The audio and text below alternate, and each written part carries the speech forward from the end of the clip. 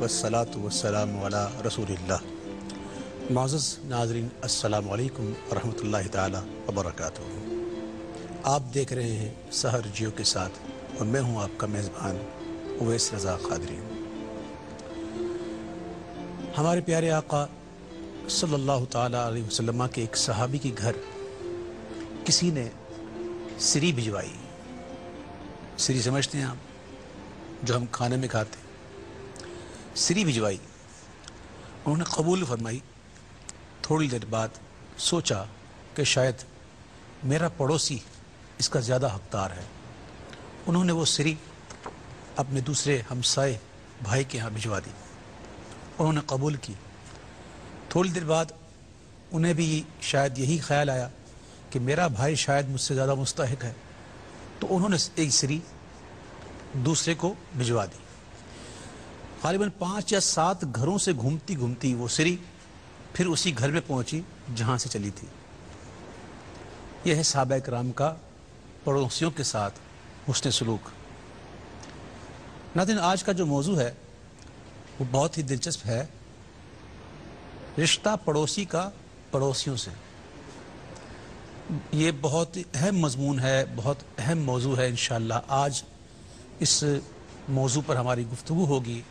ہمارے درمیان آج بھی موجود ہیں بڑی ہی پیاری ہستی، خوبصورت باتیں کرنے والے، بہت ہی پیارے ہر دل عزیز حضرت علامہ مولانا شاہ حسین گردجی صاحب۔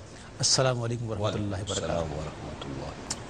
سب سے پہلے تو میں آپ کو اس پروگرام میں ایک بار پھر خوش آمدید کہتا ہوں اور بڑا شکر گزار ہوں کہ آپ نے پھر اس پروگرام میں آ کر ہمارے پروگرام کو عزت بخشی۔ ناظرین، حسب معمول ابتدا ایک کلام سے آپ سے گزارش ہے، ایک دفعہ درود پاک پڑھ لیجئے۔ اللہم صلی علی سیدنا محمد۔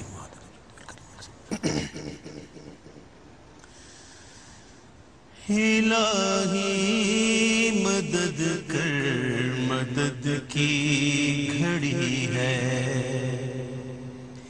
الہی مدد کر، مدد کی گھڑی ہے، گناہوں کے دریا میں کشتی پھنسی ہے، الہی مدد کر، مدد کی گھڑی ہے۔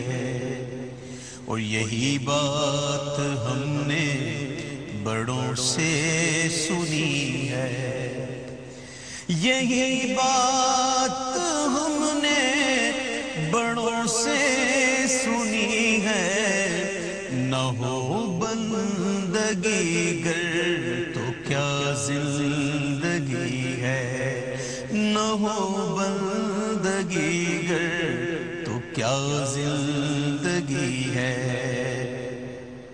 یہ فرمان سن کر ڈھارس بدھی ہے، یہ فرمان سن کر ڈھارس بدھی ہے، یہ فرمان سن کر ڈھارس بدھی ہے، کہ غضب سے تیری رحمت بڑی ہے، غضب سے تیری رحمت بڑی ہے۔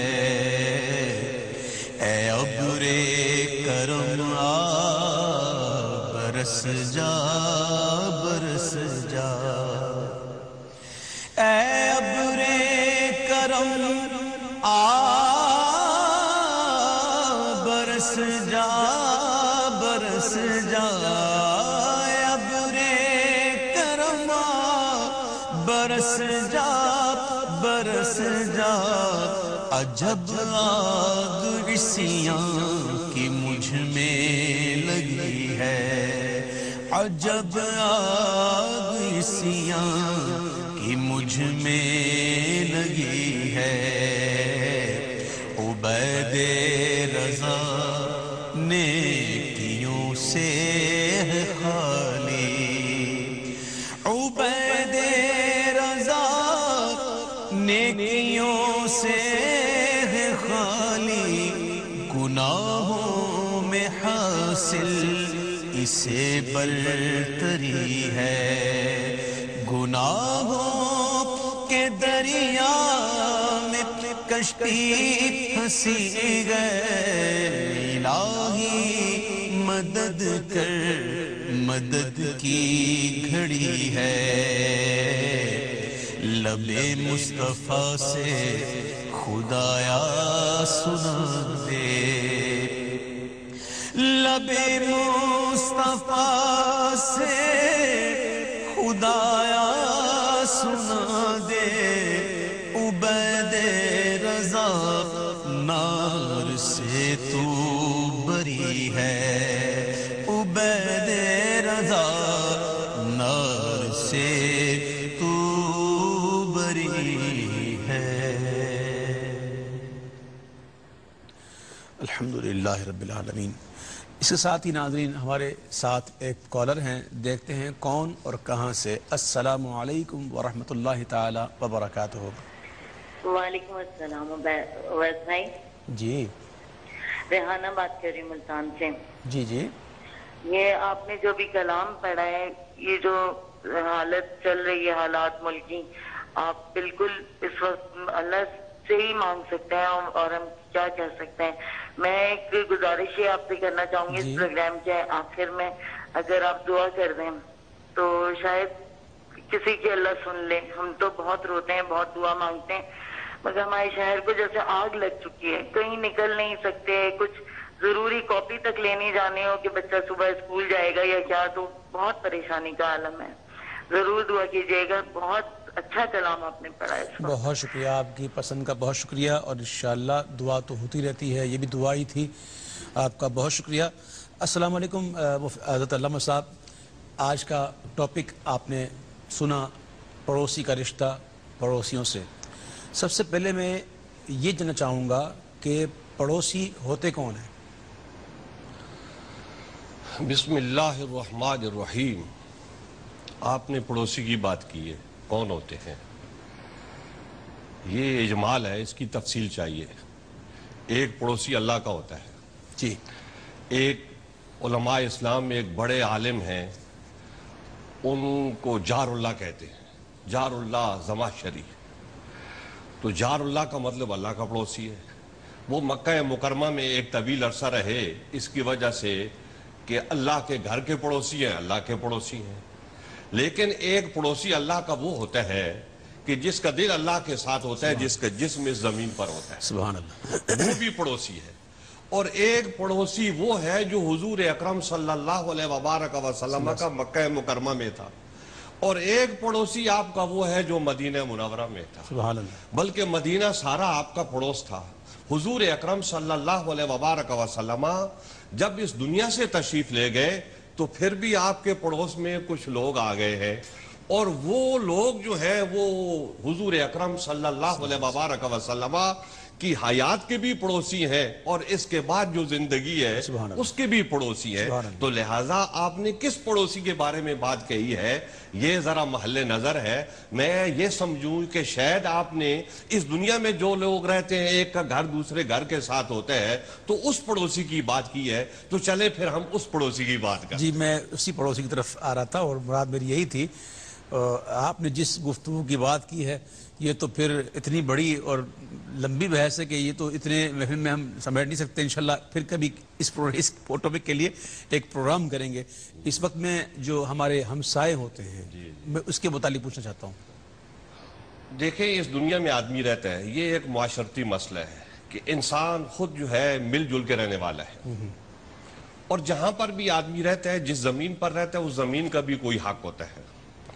جن درختوں کے سائے تلے آدمی بیٹھتا ہے، ان کا بھی کچھ حق ہوتا ہے، اور جن درختوں سے آدمی پھل توڑ توڑ کے کھاتا ہے، ان درختوں کا بھی کچھ حق ہوتا ہے۔ تو پڑوس میں رہنے والا، ساتھ میں رہنے والا جو ہے، وہ اس کا بھی کچھ حق ہوتا ہے۔ اسلام نے اس کا حق رکھا ہے، اور یہ اسلام نے اس لیے رکھا ہے کہ یہ انسان کی طبیعت میں یہ بات داخل ہونی چاہیے کہ جب بہت سارے انسان مل کے رہتے ہیں تو اس کے کچھ تقاضے ہوتے ہیں مل کے رہنے کے، اور وہ تقاضا یہ ہوتا ہے کہ کچھ چیزیں آدمی اپنی ترک کرتا ہے اور دوسرے کی وجہ سے، اور کچھ چیزیں ایسی ہیں کہ وہ اختیار کرتا ہے دوسرے کی وجہ سے. تو یہ ایک رواداری ہوتی ہے، وزاداری ہوتی ہے معاملات کی. تو حضور اکرم صلی اللہ علیہ وبارک وسلم کی زندگی میں آپ دیکھیں تو آپ کے اچھے پڑوسی بھی تھے، برے پڑوسی بھی تھے. مکہ مکرمہ میں جو آپ کے پڑوسی تھے وہ برے پڑوسی تھے، اور مدینہ منورہ میں جو پڑوسی آپ کے ہوئے، سبحان اللہ سبحان اللہ سبحان اللہ، ان کی شانیں بہت بلند ہے، اس لیے کہ وہ حضور اکرم صلی اللہ علیہ وبارک وسلم سے ساری باتیں سیکھ گئے تھے. تو اب ہمارا معاشرہ حضور اکرم صلی اللہ علیہ وبارک وسلم نے قائم فرمایا، تو ہم ہر بات میں رجوع حضور اکرم صلی اللہ علیہ وبارک وسلم کی ذات گرامی کی طرف کرتے. بے شک مدینہ منورہ میں ایک خاتون تھی، تو انہوں نے کہا کہ ہم نبی علیہ السلام کے تندور کے پڑوسی تھے، کہ ہمارا اور آپ کا تندور ایک طویل عرصہ جو ہے وہ مشترک رہا. کبھی ہم پہلے وہاں روٹی لگاتے تھے تندور میں، کبھی حضور اکرم صلی اللہ علیہ وبارک وسلم کے ازواج مطہرات آتی تو وہ وہاں پر پہلے لگاتی. تو حضور اکرم صلی اللہ علیہ وبارک وسلم کے گھر کے ساتھ والا وہ پڑوسی ہے، لیکن میرا پڑوسی ہونا اور نبی علیہ السلام کا پڑوسی ہونا یہ بہت بڑا فرق ہوگا. فرق اس لیے ہوگا کہ حضور اکرم صلی اللہ علیہ وبارک وسلم کی کشش جو ہے وہ پورے عالم میں ہے. تو حضور اکرم صلی اللہ علیہ وبارک وسلم کے گھر کے ساتھ گھر کے ساتھ گھر کے ساتھ گھر کے ساتھ جو ملتا جائے گا، جہاں تک وہ پہنچ گیا تو وہ حضور اکرم صلی اللہ علیہ وبارک وسلم کا پڑوسی ہوگا.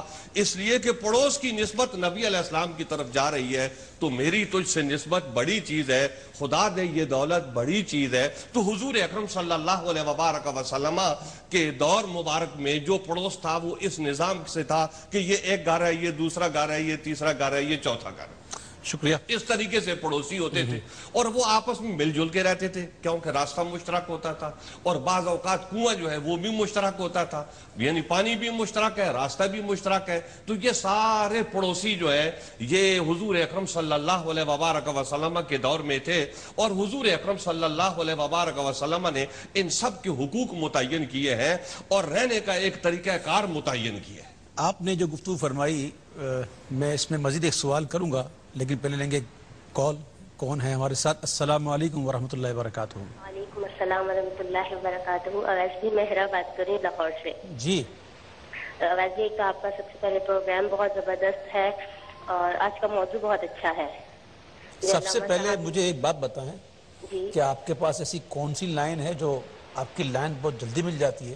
یہ کیا نام ہے، میری اپنے بھائی سے محبت ہے کہ بات کرنے کے لیے میری لائن مل جاتی ہے. اچھا، ہمیں لوگ کہتے ہیں ہماری لائن ملتی نہیں ہے، شاید کوئی وظیفہ آپ کے پاس ہو. بس محبت میں ہو سکتا ہے کمی رہ جائے، ورنہ میری بھائی سے محبت ہے کہ لائن مل جاتی ہے. بہت شکریہ.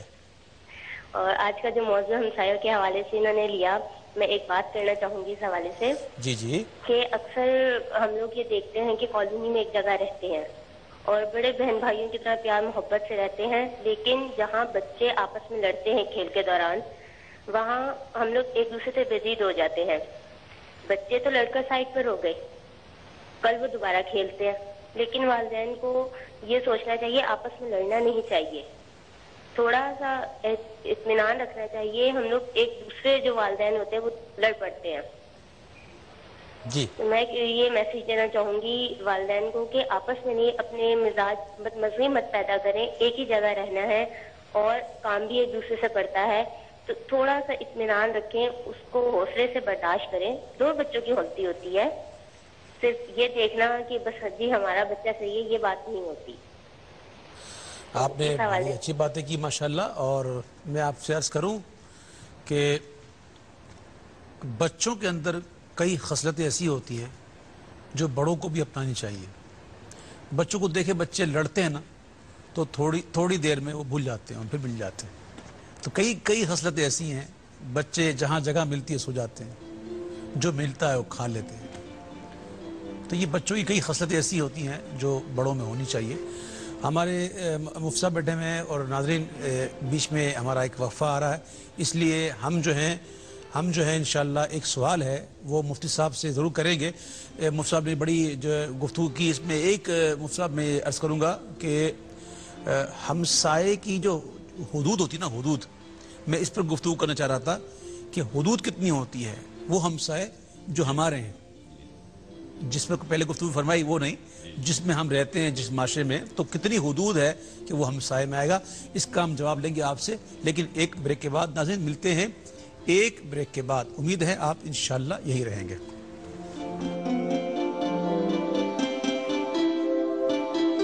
رشتہ ہے رحمت